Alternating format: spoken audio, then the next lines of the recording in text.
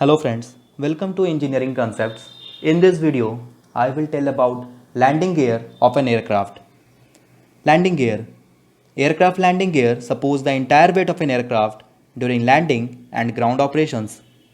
They are attached to primary structure member of the aircraft such as wings and fuselage. The type of gear depend on the aircraft design and its intended to use. Most landing gears have wheels to facilitate operations to and from hard surfaces such as airport runways. Other gear features is kit for this purpose such as those found on helicopters, balloon gondolas and in the tail area of some tail dragger aircraft. Now you can see in this picture of an Airbus 380, there are wheels on the landing gear that support the entire weight of an aircraft and helps the aircraft to operate from airport runways. In the next picture, you can see a helicopter with a skid that supports the weight of the aircraft and helps the helicopter to operate from hard surfaces. Aircraft that operate to and from frozen lakes and snowy areas may be equipped with landing gear that have skis.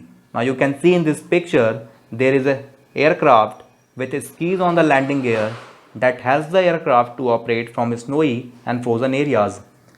Aircraft that operate to and from surface of water have pontoon type landing gear, means they have float type landing gears. Now you can see in this picture there is an aircraft with float on the landing gear that helps the aircraft to operate from the surface of the water. Regardless of the type of landing gear utilized, shock absorbing equipment, brakes, retraction mechanism, controls, warning devices, cowlings, fairings, and structure members necessary to attach the gear to the aircraft are considered part of the landing gear systems. Amphibian aircrafts are designed with gear that allow landings to be made on water or dry land. The gear features pontoon for water landing with extendable wheel for landing on hard surfaces. Now you can see in this picture an aircraft with both float type landing gear as well as they have extended wheel. So when the aircraft operate on the surface of the water, they uses this float to operate on the for operations, and the extended wheel are used when the aircraft operate on the dry land. The combination of skis and wheels on aircraft that operate on both slippery, frozen surfaces and dry runways.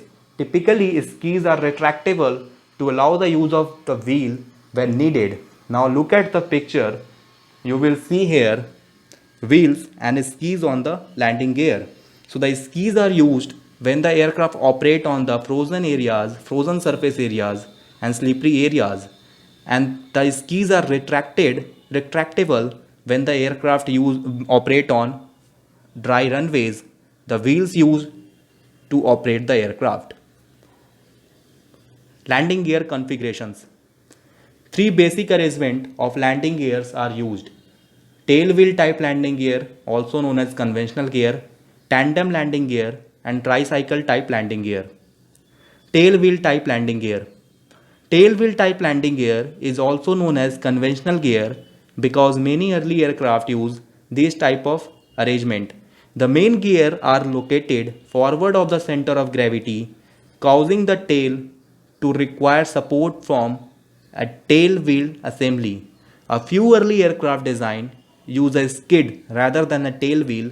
This helps slow the aircraft upon landing and provide directional stability.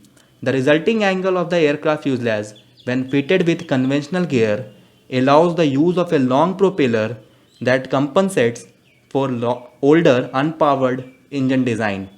The increased clearance of the forward fuselage offered by the tail wheel type landing gear is also advantageous when operating in and out of non-paved runway. So the main advantage of tail wheel type landing gear is that the aircraft can operate from the non-paved runway, and the increased clearance of the forward fuselage offered by the tail wheel type landing gear uses long propeller, so it can be easily started by so it will help to start a non-powered engine by hand cranking.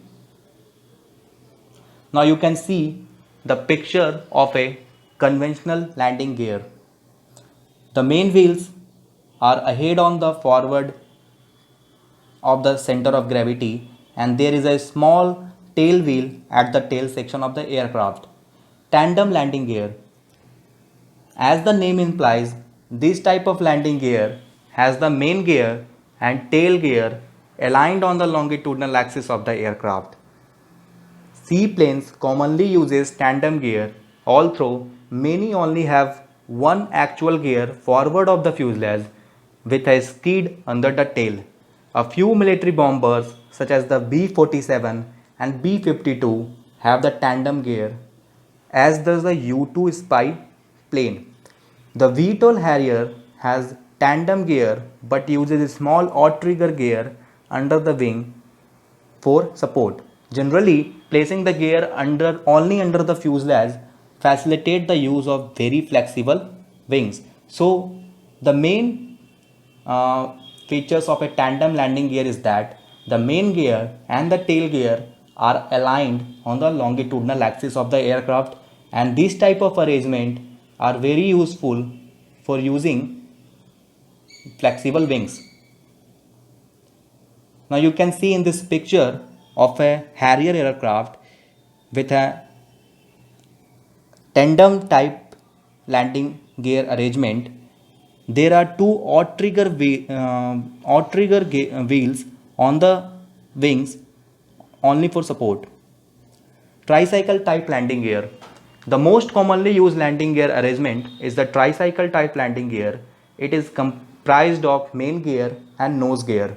Now you can look at this picture. You will see here the nose gear and the main gear. This is a tricycle type landing gear arrangement. Tricycle type landing gear is used on large and small aircraft with the following benefits.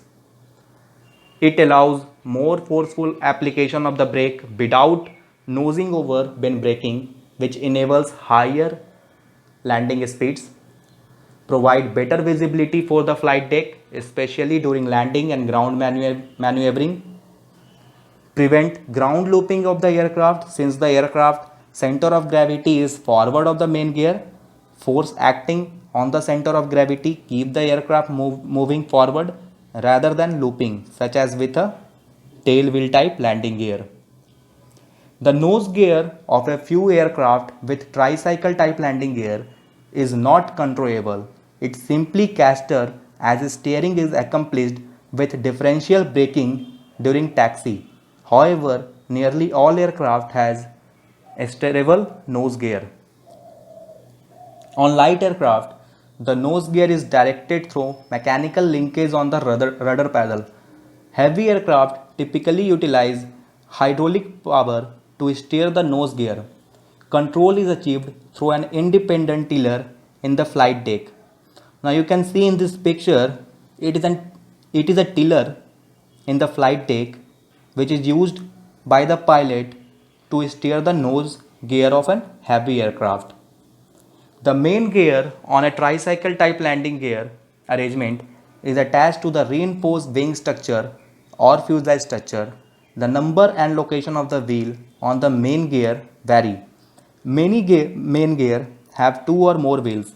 Multiple wheels spread the weight of the aircraft over a larger area. They also provide safety margin should one tire fail. So there are many wheels on the main gear.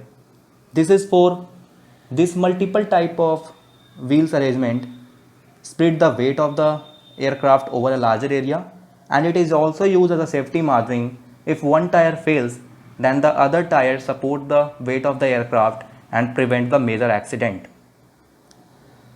When more than two wheels are attached to a landing gear strut, the attaching mechanism is known as bogie. The number of wheels included in the bogie is a function of the gross design weight of an aircraft and the surface type on which the loaded aircraft is required to land. Now you can see a picture here. It is a picture of a triple bogie wheel arrangement of a Boeing 777.